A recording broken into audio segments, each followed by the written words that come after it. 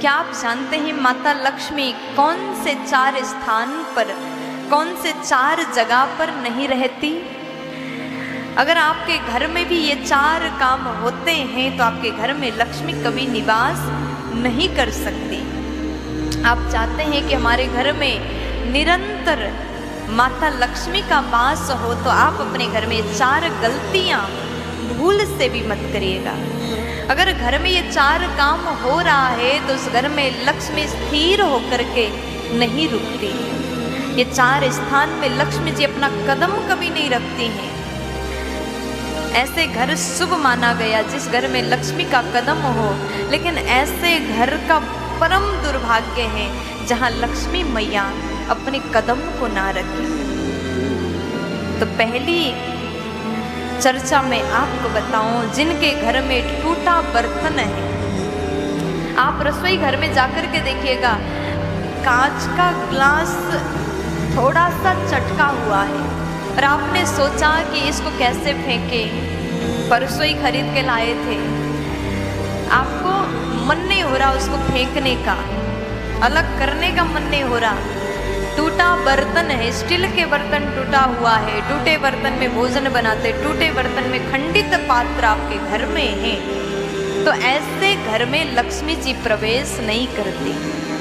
इसलिए आपके बर्तन अगर टूट गए हैं तो उसको तुरंत अलग करिए, नया बर्तन आप रख लीजिए। दूसरे नंबर में मैं आपसे निवेदन करूं, जिनके घर के लोग फटे वस्त्र पहनते हैं। अब देखो, पहले देखा जाता था कि कुछ लोगों के पास में अभी भी, जिनके यहाँ गरीबी है, जिनके पास पैसा नहीं है, वो मजबूरी में फटा कपड़ा पहनते हैं, लेकिन फटा हुआ है उसको भी सिला जा सकता है, सिल करके आप पहन लीजिए। पैसा नहीं, नए खरीदने का धन नहीं है तो आप वस्त्र को सिल करके पहन सकते हैं, लेकिन फटा हुआ वस्त्र नहीं पहनना चाहिए। आज के लोगों को तो क्या ही बताएं, पहले लोग मजबूरी में फटा वस्त्र को सिल करके पहनते थे, लेकिन आज के लोग तो 12-13 हजार देकर के फटा जीन्स खरीद के लाते हैं।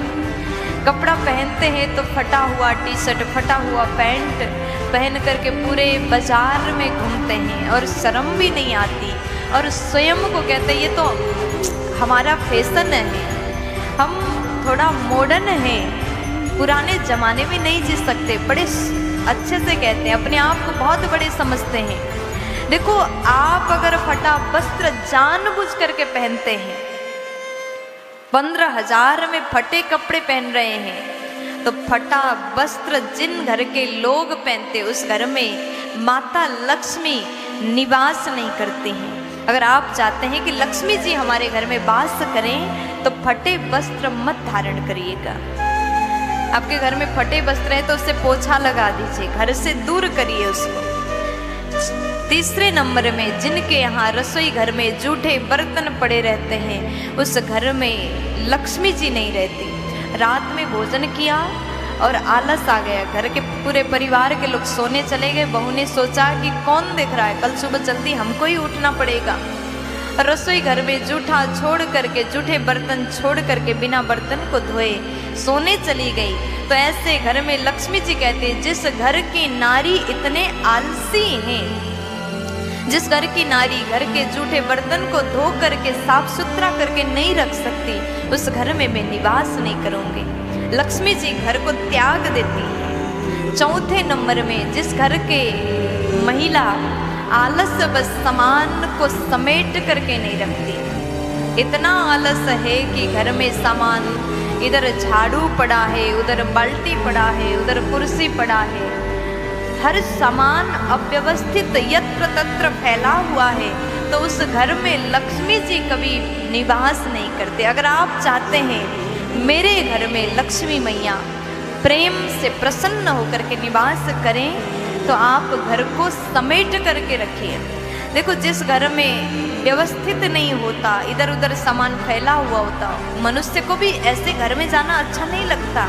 लक्ष्मी जी कैसे आ सकते हैं? अगर आप लक्ष्मी को बुलावा देना चाहते हैं तो घर को व्यवस्थित सजा करके रखें।